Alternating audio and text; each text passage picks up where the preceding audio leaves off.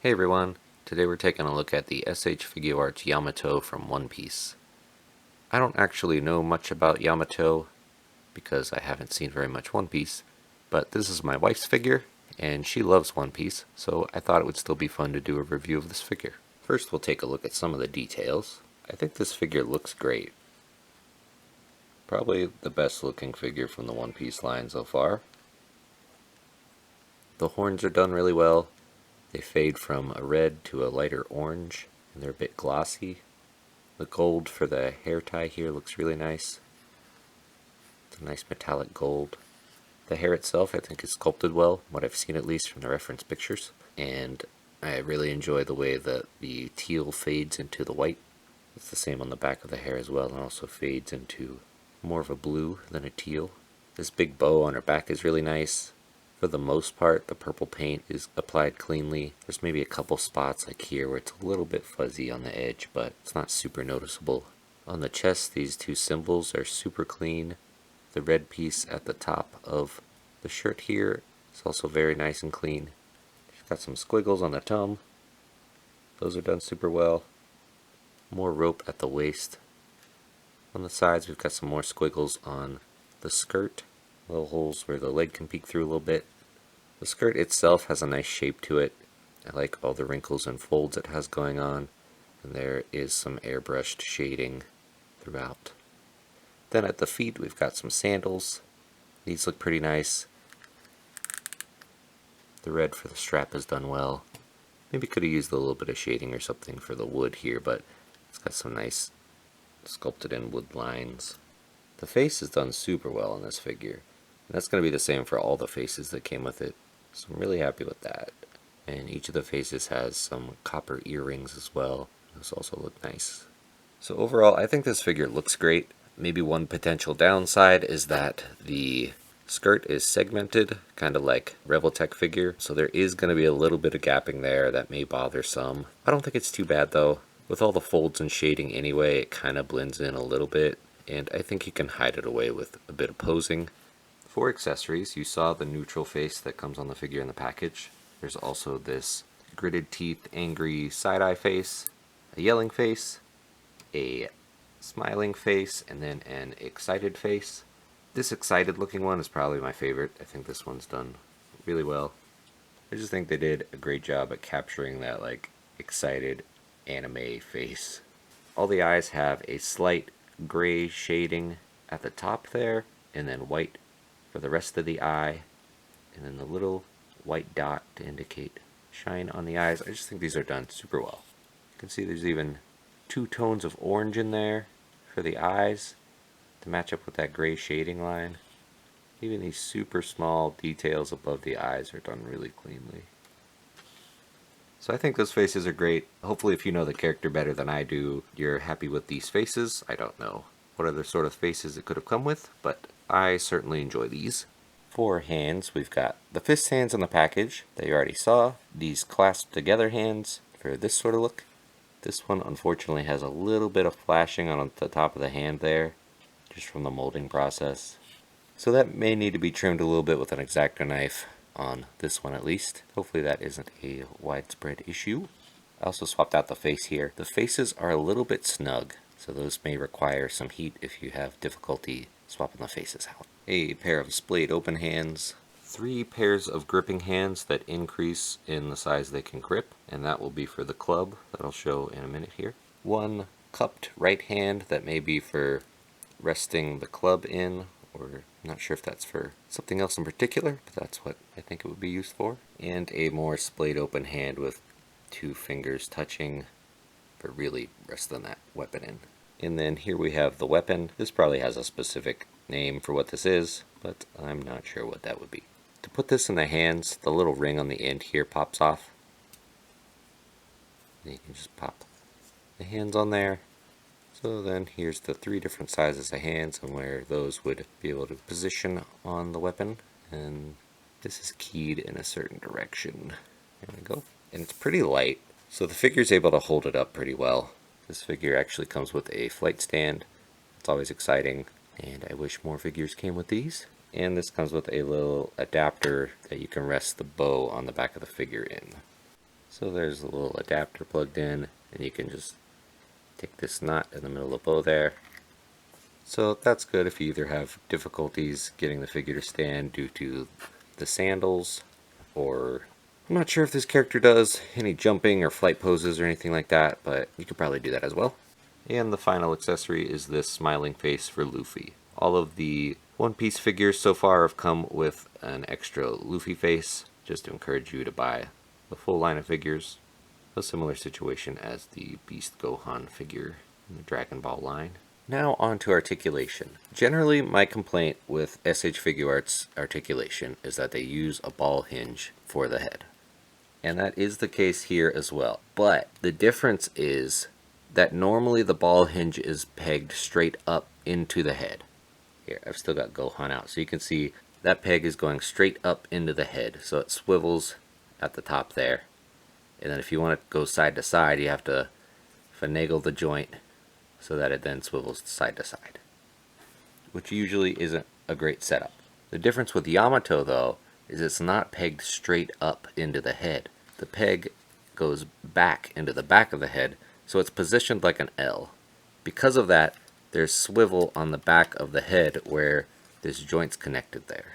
So see, you still get the swivel and the hinge at the same time.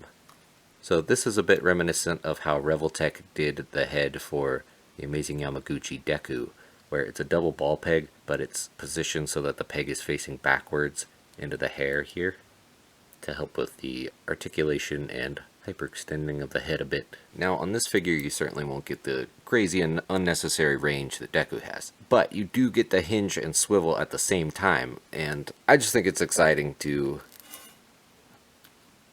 see improvements and new things in articulation on figures. So, and this is something that I think could be overlooked a bit if you just pop the face off and see the ball hinge and say, ah, it's the same hinge they always use. All that's to say, you've got head tilt. That can give you some pretty good nuanced poses. Looking up, you get about this much. It's not really the hair getting in the way. It's more just the back of the head here bumping into the neck. Yeah, it's not going to look up a ton. Looking down, you can bury the chin, but still not going to look down a ton just on that joint at the head. With the neck, though, you can look down this much. You do get more range on the neck there, so you can really tilt the head to the side if you use the neck as well. So you can get some decent head movement, and I think you'll be able to get most of the poses you want. At the ponytail there is a ball hinge, so that can hinge and swivel around. And then there is one more ball hinge right here where this gap is, so you can hinge that and swivel that around a little bit. Coming down to the bow here, more ball hinges. You can rotate these and scooch them out of the way a bit. There they are, back all the way and forward all the way. I think you should be able to move those out of the way as you need to. You may be fighting a little bit with those on the hair together, but I don't think it'll be a huge issue. At the shoulders, great range going up on the shoulder there. There is a butterfly joint with a ball peg going in there, so that rotates on the ball peg, and this is a little cap over that. So that probably helps reaching across the chest a little bit, maybe not a ton. Regardless, it doesn't look bad, so no issues there. There is a swivel at the bicep. It is a bit stiffer than the swivel at the shoulder, so it's going to swivel at that shoulder by default unless you pinch down on the shoulder a bit. Double jointed elbows. Okay, pretty good range there. And then your standard ball hinges for the wrists. I should mention that the bow is connected at the waist, so it's not going to get in the way of any of the torso movement, which is good. I think there's a ball peg here at the diaphragm. You can get a little bit of swivel out of that, then side to side tilt. Tilting back on that joint, pretty good range. And the shirt's sculpted all the way up under there, so not a ton of gapping either, if you have it positioned right. And then moving forward about that much, just until the other bits clash into the tum there. And then with the waist joint, lean forward this much, which is pretty good. And you can lean back this much. There is a little bit of gap at the tum there, side to side. Pretty good range there as well. So I'm pretty happy with the upper torso and arms and head and everything. For the skirt itself, more of those ball hinges connecting the skirt here, a little bit like a Rebel Tech situation. You can see the hinge back in there. The sculpt at the top of the skirt here is relatively flat, so it does get a little, maybe blocky is the word. Like this hard edge stands out a little bit when you start posing it around. Coming out to the side, about that far before it bumps into the bow at the back, you can swivel that any which way and it tucks down that much. So for the legs, coming out to the side, not quite the full splits, maybe 45 degrees. Let's see if we can get the other leg out. About that much, but that's about as far as the skirt's going to allow without gapping anyway, so I think that's pretty good. See, we've got a upper thigh cut here. Get swivel out of that, and then a double jointed knee that is going to be difficult to use all the way. Okay, it goes up about this much, but I'm not sure how much you'll use that. Regardless, you're going to have to tuck the leg up in between the skirt to use that, but that's alright. For the ankles, we have another ball hinge so they can go forward this much. That's just a foot clashing into the leg there. Back basically all the way. And then on that ball hinge, you can finagle that to get an ankle rocker.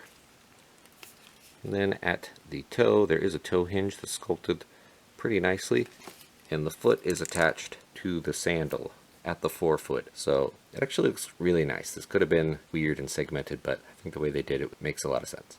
So that looks good, and I haven't had a ton of instability issues with this figure, despite the big skirt and bow and everything. It stands pretty well, but if you do have issues, there is the stand as well. So I was pleasantly surprised by the articulation on this one. I thought Yamato was going to end up being a brick like Zoro with the skirt and everything, but the articulation is surprisingly pretty good. For size and comparisons, Yamato's pretty tall, standing at about 7 inches to the top of the head and 7.5 to the top of the horns. Here's Yamato with the rest of the SH Figuarts one-piece figures, as well as the Anime Heroes Chopper. I also put the Luffy face that came with Yamato on Luffy, so you can see what that looks like. Here's Yamato with the SH Figuarts Nobara from Jujutsu Kaisen, and the SH Figuarts Sakura from Naruto. And here's Yamato with the Noto Wukong and Marvel Legends Nightcrawler. So overall, I really like this figure. It has really good paint, it poses pretty well, it looks cool, and I don't even have a connection to this character. Like I said, I hardly know anything about Yamato. So I think if you're a fan of One Piece and you like Yamato, you're going to be pretty happy with this figure. So I would definitely recommend this one. I think it might be my favorite from the One Piece line so far. So let me know in the comments if you plan on getting this figure. I hope you enjoyed this video. Thank you for watching. Don't forget to like and subscribe, and I'll see you next time.